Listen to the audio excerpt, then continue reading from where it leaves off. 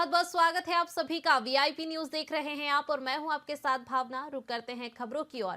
Korea और मनेंद्रगढ़, चिरमिरी, भरतपुर जिला सहित छत्तीसगढ़ में एक बार फिर मौसम का मिजाज बदलता हुआ नजर आ रहा है। जिलों के साथ साथ विशेषकर सरगुजा संभाग के जिले इसमें प्रभावित हुए हैं। सुबह से रुक रुक कर बारिश हो रही है। मौसम विभाग ने 4 दिनों तक जिले में बारिश होने की संभावना जताई है। छत्तीसगढ़ में बेमौसम बारिश की वजह से बंगाल की खाड़ी में बने चक्रवाती तूफान मिंचोंग को बताया गया है, जिसके प्रभाव से छत्तीसगढ़ में मौसम का मिजाज बदला है।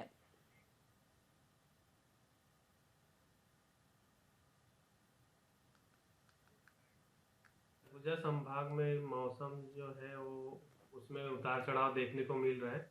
पिछले सप्ताह में हम मौसम में हमने देखा कि कुछ बारिश हुआ है यहाँ पे, तो वो पश्चिमी विक्षोभ के कारण हुआ था।